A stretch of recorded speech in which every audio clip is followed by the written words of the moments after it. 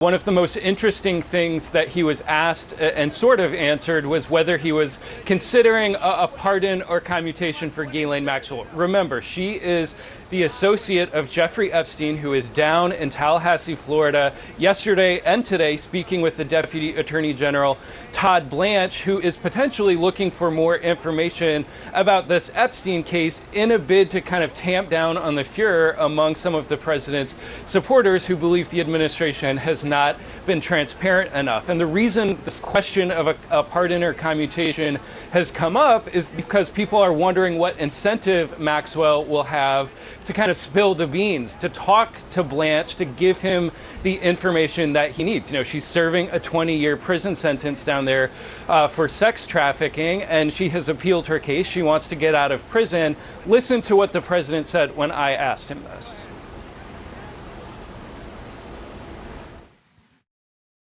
Would you consider a pardon or a commutation for Ghislaine Maxwell if it's something I haven't thought about. It's really something. It's something I'm allowed to do it, but it's something I have not thought about. But you wouldn't rule it out, sir?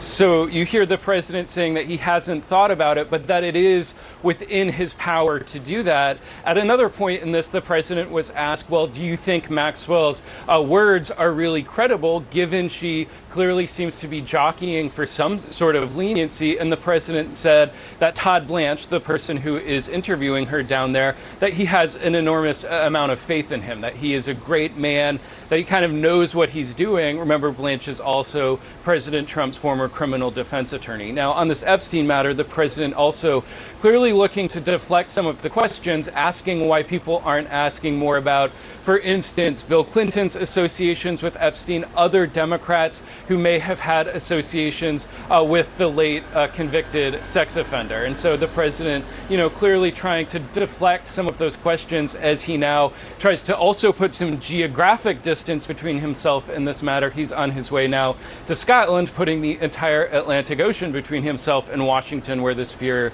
has kind of built up. What are you hoping Todd Blanche gets out of his meeting with Ghislaine Maxwell? Well, I don't know about the meeting. I know it's taking place, and he's a fantastic man. He's a great attorney, and people should really focus on how well the country's doing, or they should focus on the fact that Barack Hussein Obama led a coup, or they should focus on the fact that Larry Summers from Harvard, that Bill Clinton, who you know very well, and lots of other friends, really close friends of Jeffrey Summers, should be spoken about. Because, you know, Jeffrey Epstein should be spoken about. And they should speak about them, because they don't talk about them, they talk about me. I have nothing to do with the guy. Productive day today with the Deputy Attorney General, Todd Blanche, and Ghislaine Maxwell. First, we want to thank the Deputy Attorney General for being so professional with all of us and for meeting with us. He took a full day and asked a lot of questions, and Ms. Maxwell answered every single question.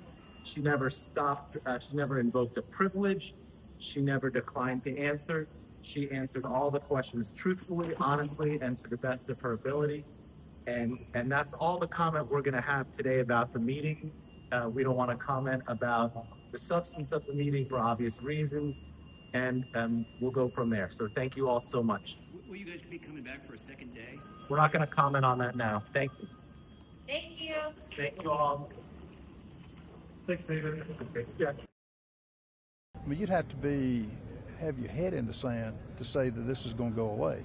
It's not. Republican Congressman Ralph Norman, among many GOP lawmakers, acknowledging the uproar over the Jeffrey Epstein files isn't likely to die down anytime soon. This amid news that Attorney General Pam Bondi told President Donald Trump in May that his name appeared in documents related to the Epstein case, according to sources familiar with the discussion. That conflicts with what Trump said when he was asked about it last week. Did she tell you at all that your name appeared in the file? No, she's given us just a very quick briefing, and in terms of the credibility of the different things that they've seen. It's not clear how significant the references to Trump are in the files, which Bondi said also contain the names of other high-profile figures, according to White House officials. And a White House official pointed out there's no evidence Trump was involved in wrongdoing. Meanwhile, in a surprise move, a House Oversight Subcommittee voted Wednesday to subpoena the Department of Justice for access to the Epstein files.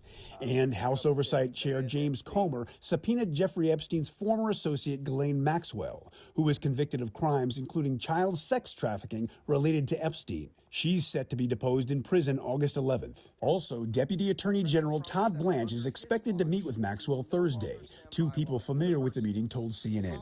I'm Reed Binion reporting. Anti-Semitism